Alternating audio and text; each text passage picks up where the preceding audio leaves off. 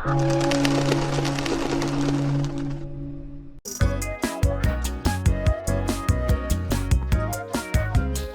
gentlemen, I think we've had a great day of work. Let's go over what we have accomplished today. Alright, the figurehead has been reattached. The forward rigging is still pending, but that's for when we get our masts set up. Anchor and winch have been repaired and properly installed. And next up, we just need to work on the bilge pump. Hey, I just found this large red barrel with strange markings on it. Do you think it's dangerous? Possibly. Try not to drop it, I guess. I was cleaning out the galley and I found this fully loaded assault rifle with the safety off just lying around. I put the safety on. Good thinking. I'll schedule a meeting to discuss proper weapons storage and safety. Appreciate it. UPS says that the new mast has been delivered, but I have not seen it. Well, it is a giant log, so it's probably just floating up there. Take some cannonballs and chain them to it, and once it floats down, I guess we can try and attach it. We'll see if that works. Hey guys, I found the button that makes the explosion machine work! It still makes that obnoxious clicking sound. Do you want me to hook it up? Nah, we'll wait on it. It's pretty low on the priorities list, and I can't help but feel right now that I'm forgetting something. It's like something is supposed to happen right now. Isn't it about time for one of your stupid whiny videos about how a video game made you mad? Oh shit, you're right! I gotta get ready. Roll the intro, I'll be right back.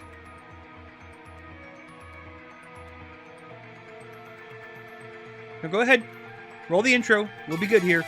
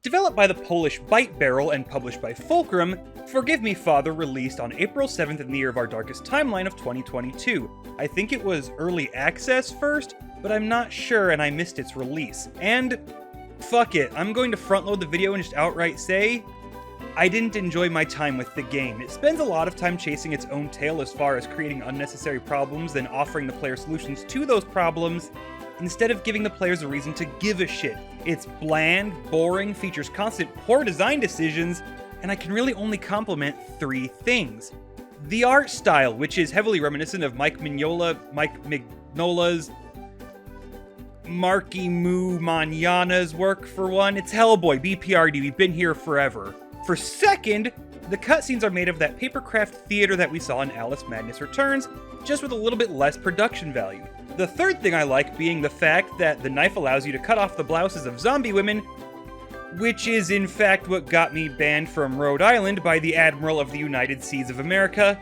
Yes, I said United Seas. Don't worry about it. None of you will live to see it.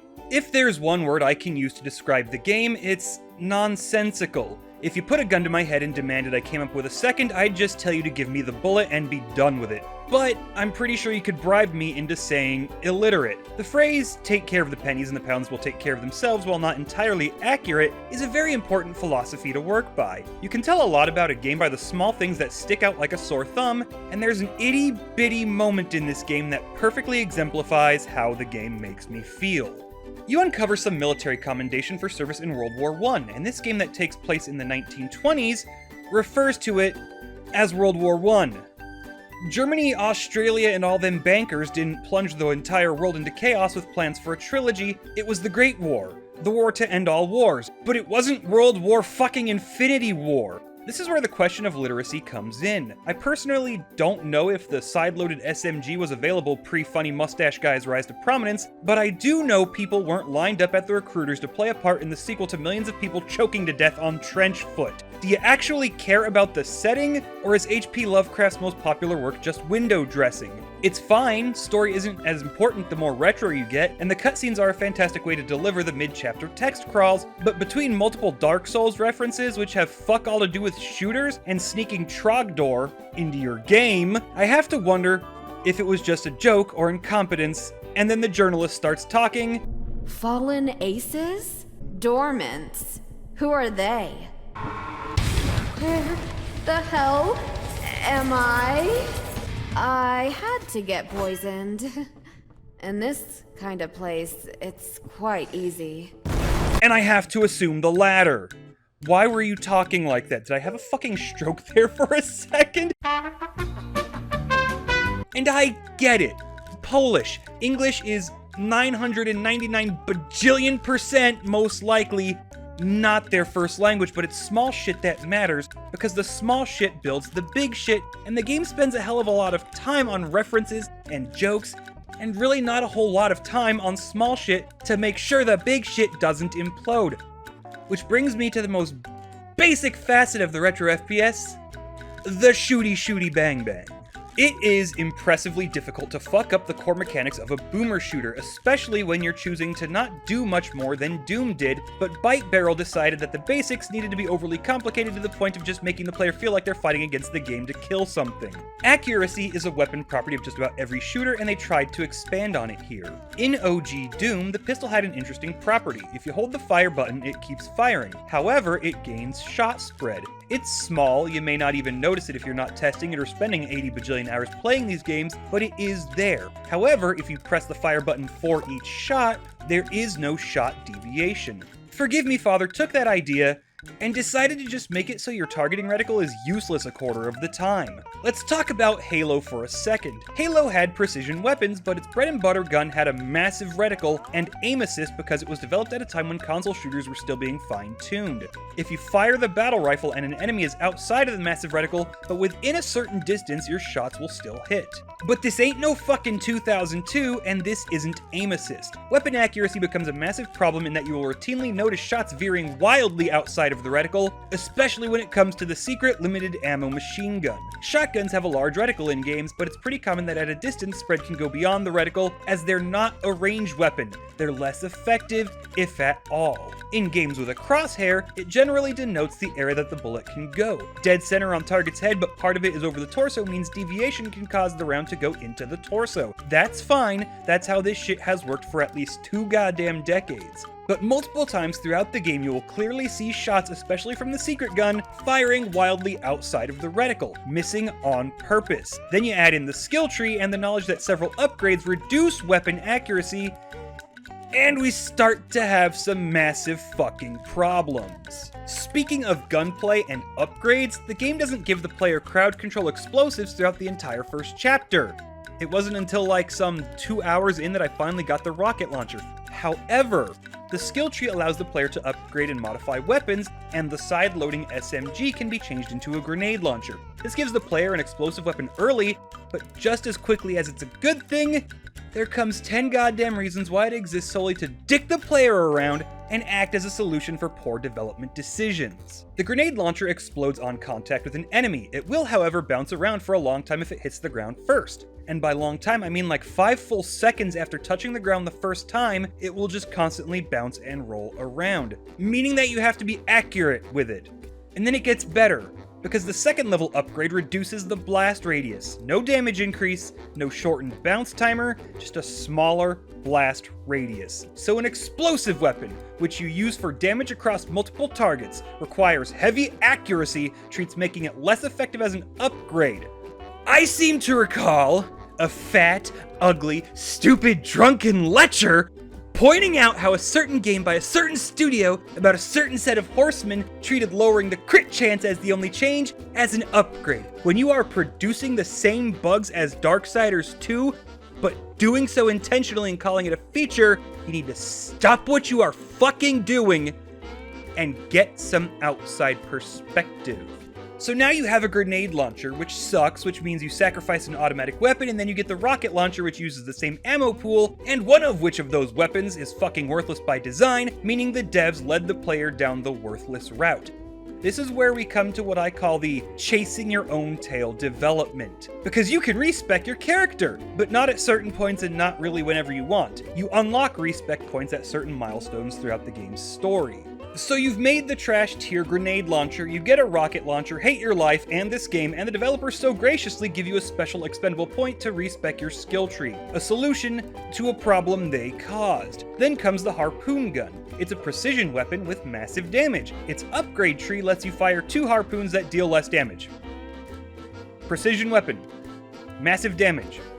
An upgrade consists of reducing its damage, removing the precision aspect, and adding in that lovely accuracy feature of just making shots miss what is directly the fuck in front of you.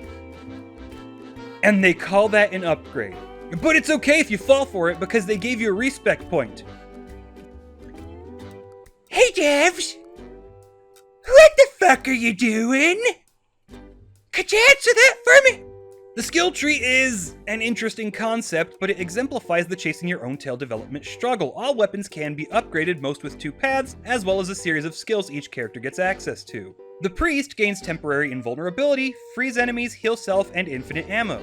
The journalist smokes some of that dank boof and gets the Sword of the Archangel, through which Slaughter gives health, the ability to freeze enemies also, an AoE attack, and I couldn't stand listening to her voice after the first chapter, so I quit the playthrough, but I'm going to assume the 4th ability follows the theme of her being more aggressive. These can be upgraded for more effectiveness and duration, and they're fine. They apparently charge through the sanity gauge, but I couldn't figure out how, and they have limited uses per level anyway, so I don't know if they even actually function together. Next up, you can upgrade ammo capacity and experience gain, and yes, we'll get there, I promise, but you can also upgrade health and armor caps. Some skills require a parallel skill being leveled up as well to max out for no discernible reason, and health and armor upgrades come at the expense of not upgrading a weapon to its final level, which oftentimes is better. Most weapons get cooler with upgrades, such as the double barrel becoming a world devourer or a flak cannon, or the Thompson SMG becoming a beam gun that is practically OP late game. But then there's the knife, which goes from a lawnmower to a precision thrown weapon, which means its DPS goes to shit, which means its only upgrade path removes its utility. And there's some really bad level design, which actually makes the knife really fucking useful. Yeah, level design can make the knife a better option than a fucking gun. Dig, if you will, a picture. I have to put you all down myself.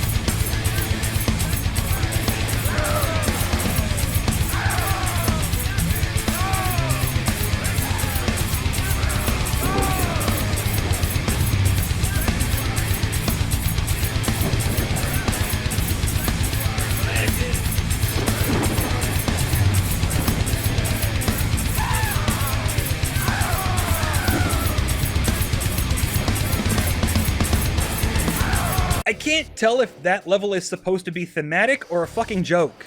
The leveling and upgrade mechanics exemplify everything wrong with the tacked-on skill tree. When it should be giving the player options for increasing power or shifting their playstyle, it instead is filled with objectively wrong decisions and constantly asks the player to solve for problems the developer caused with said skill tree. Nowhere is that more thoroughly detailed than in the ability to increase the rate of experience gains. Hey developers, Bite Barrel, anyone fucking listening, this is an important service announcement. If at any point you are considering giving the player the option to increase the rate at which they gain experience in your game, which leveling up isn't the main core mechanic, stop.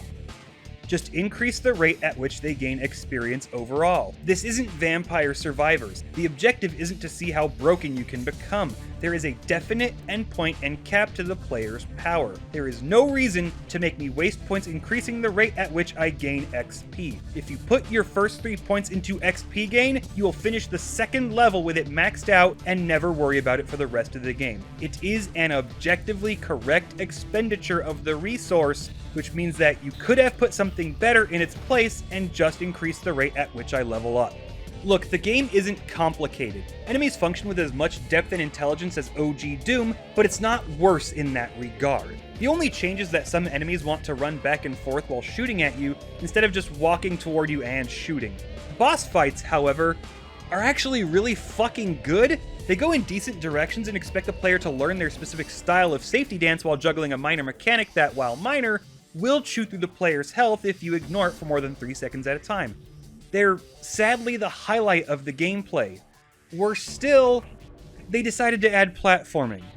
Sure, most OG shooters had some form of it that, when used correctly, gave the player some small advantages through resources and speed tricks, but this game wants you to jump over some stuff that at times is just awful. Most of the time it's not necessary and it's fine, but it fucking sucks. You're not a jumpy boy, and the detection gets really fucking wonky. So when the game is asking you to use the underwhelming jump onto cockeyed, janky platforms over an insta-death pit while being shot at, I start to wonder who these people are. Who raised them to be like that? Old games had segments like these, and everyone hates them and agrees that the game would be better without them.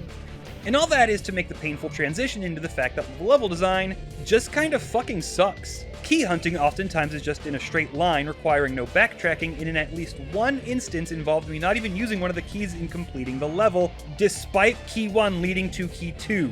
Gimmick levels, while creating a fun atmosphere, absolutely gimp the gameplay and slow the game down. Late game levels start to get excessively long and convoluted while making me shoot at enemies that the game hides in darkness, and the flow of environments is fucking bad. Generally, a line of levels would be docks, ship, underwater, secret underwater lab, move on. Bite Barrel decided that going in circles and not really having a follow-through of events was just fine. Sure, it adds to the theme of insanity and not having a strong grasp on order of events, but when you combine it with how tedious and lengthy some of these levels get while not improving the gameplay in any way throughout the entire runtime, it becomes less thematic and more haphazard. It tires me out to play.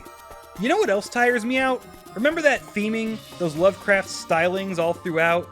What do you think the best way to tackle the soundtrack would be? Atmospheric crafting? A horror soundtrack with some dirty-ass riffs punctuating combat? Maybe shifting styles and really muddying it all up as things get more and more that which should not be? No! Dear boomer shooter devs and aspiring boomer shooter devs, let me get professional. Sorry, Mr. Microphone. If you take any piece of advice from me, any single one, let it be this.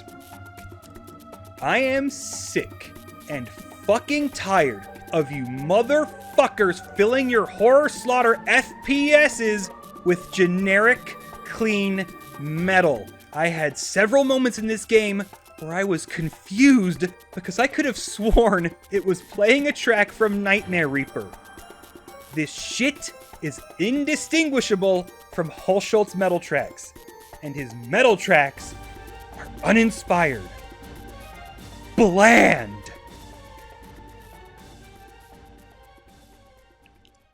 Garbage.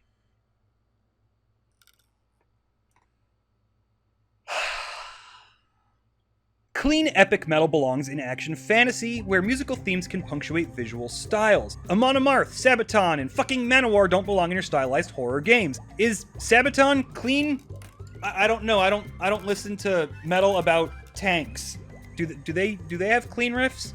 Let me know in the comments if Sabaton has clean fucking riffs. The soundtrack to Insanity doesn't come from attaching a bass string to your sixth string. There are countless genres of metal and other musical styles that suit horror and Lovecraftian themes way the fuck better than Deceiver of the Gods. Rings of Saturn is right there if you need incomprehensible numerology metal with wonky distortion for your Cthulhu Slayer. What about Mastodon? Polyrhythms. It has its place, and clean metal can help set up the flow of events as the soundtrack moves into the madness of non-Euclidean space, but come on, get some actual inspiration. This shit shouldn't be the only thing your horror shooter brings to the table. Stop it!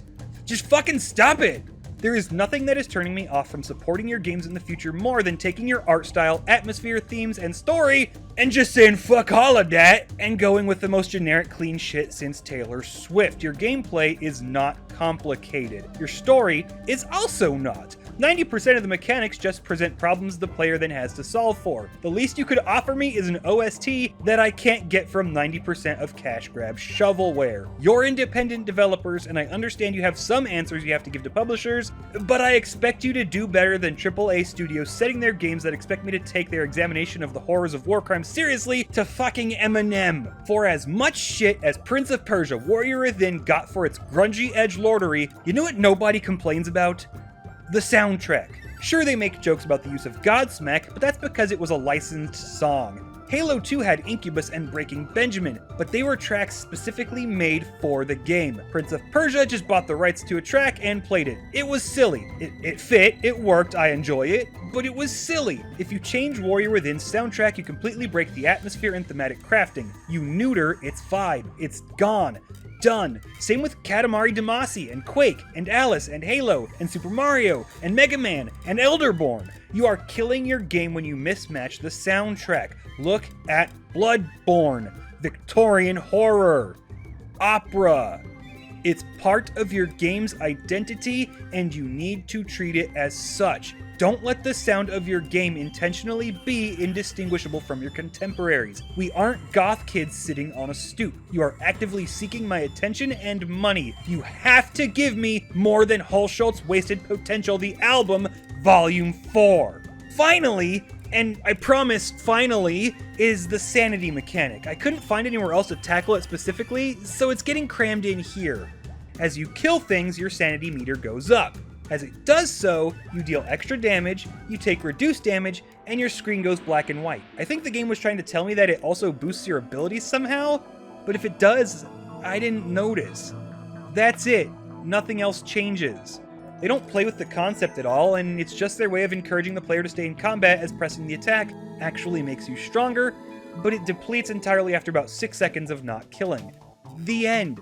Yet another waste that serves more to make the game ugly and hard to look at, rather than doing anything to improve the experience. Nothing. I can't say anything good about the game because it doesn't do anything good. Level design is off balance and too filled with gimmicks that suck. Then they get so long and needlessly complicated that it makes me dread replaying them. More time is put into filling the game with references than making sure the gunplay feels good. The skill tree exists mostly to give the player problems to solve with solutions that don't feel any better. The atmosphere is non-existent. The story is bland, and the soundtrack is donkey dick. The art style is good, but it suffers from that lovely problem of putting the player above and below an enemy and watching the sprites disappear. The cutscenes are a great style I'd like to see more games do with their limited budgets, but needed more animations to sell the drama. I can violently disrobe the living dead. Fuck the Admiral, I take my ship where I want. It's mostly underwater, but it's still America.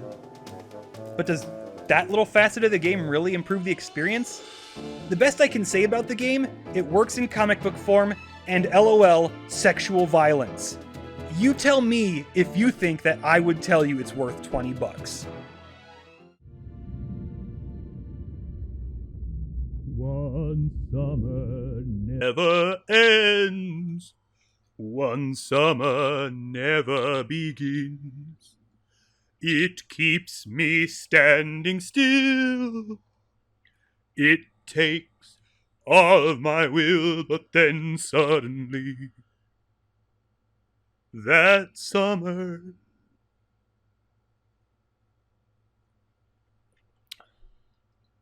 Something doesn't feel right. Like, I keep feeling like I'm forgetting something. Mother Whistle! Oh no, no, no!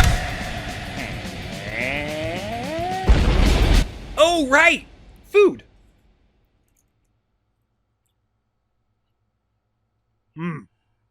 Delicious.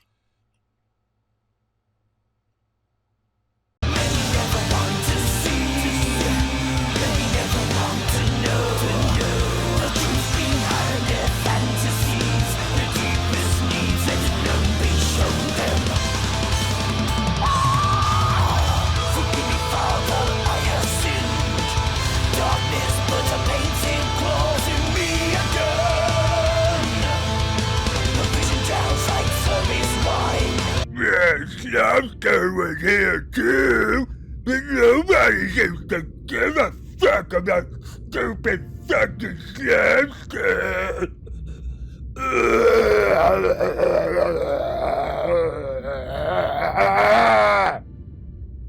Life is pain.